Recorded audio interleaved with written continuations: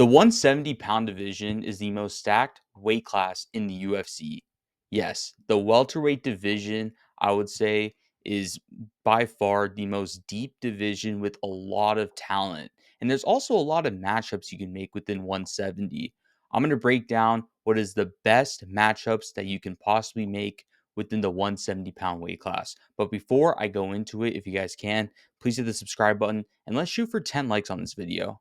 Anyways, let's get into it. Heading into the video, best matchups to make at 170. I think this is the best way to explain this just because we have a visual of the rankings. And it started off, right? Who should the champion go against? JDM, right? I think, it's since the most realistic option is Islam Makhachev, that will be the match. I think JDM versus Islam, right? UFC has kind of teased about how if Islam wants to move up a weight class, it has to be off of the result of JDM versus Bilal, and since JDM won, Islam Makhachev now will move up a weight class to go against Shakhtar Madalena.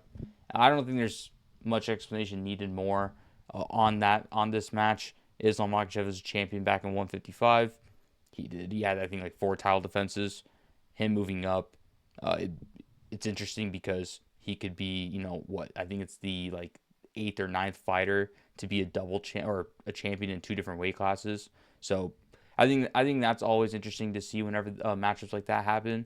And yeah, I think it's the most realistic one. It's really about it. But I think with Islam moving up to 170, it actually creates a lot of interesting matchups after that. 3 more for sure that I want to talk about. And number 1 that I want to talk is right here, Sean Brady, Shavkat Rakhmonov, right? Why is this interesting? Sean Brady, he's been going up the rankings. He's coming off of a big win over Leon Edwards. I believe he only has 1 loss against, funny enough, Bilal Muhammad. And yeah, he's been on a reign recently.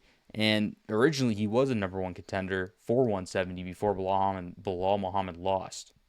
And Shavkat Rakhmonov, back in December, won his match against Ian Gary, who was undefeated at the time, and actually was supposed to fight Bilal Muhammad before he got hurt.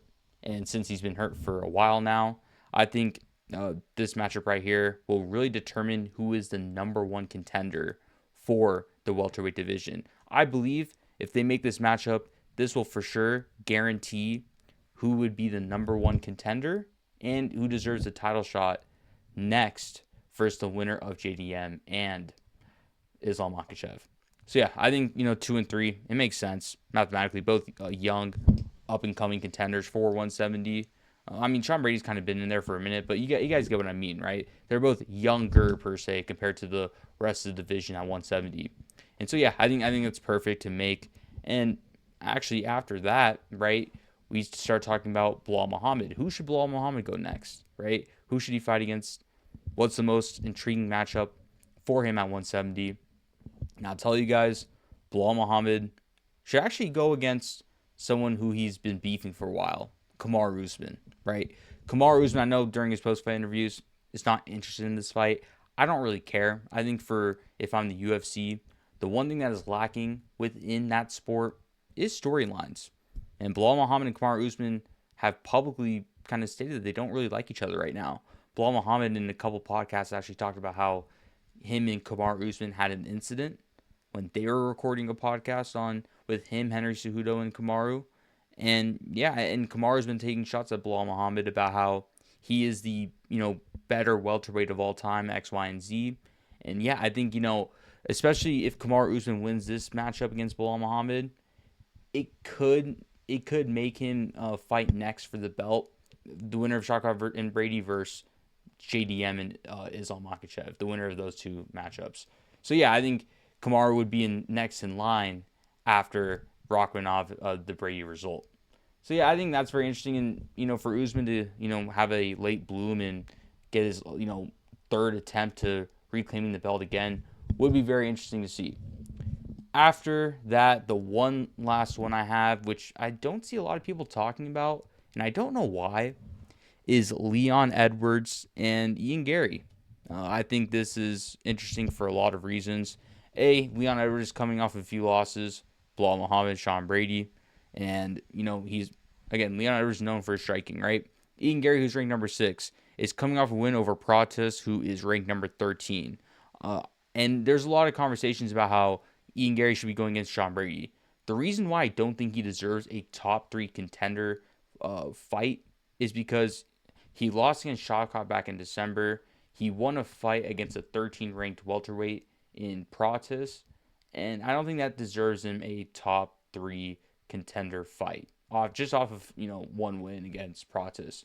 But I do think if he goes against the fourth ranked welterweight in Leon Edwards, who's a former champion, and he wins against Leon Edwards, then he deserves a fight against someone in the top three. Then a fight against someone in that top three actually makes more sense because he beat someone who's ranked number four, and it's not enough to the point where he goes for the title shot.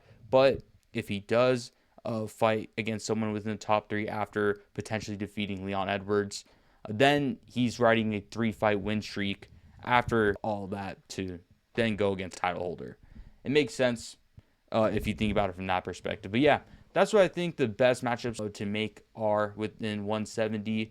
They're all very interesting, all very entertaining. It's a very stacked weight class at the end of the day. There's so many matchups you can really make at the end of the day. Especially, I'm looking at it from 7 through 11 too. I don't really want to talk about that just because the video is already kind of long to begin with. But yeah, I really like the matchups at 170. I think that is the most perfect matchups to make at 170, in my personal opinion. But for you guys, what do you guys think? What do you guys think is the best matchups to make in this weight class? I would love to hear in the comments. And before you guys leave, also hit the subscribe and like button. And I'll see you guys on the next one. Peace.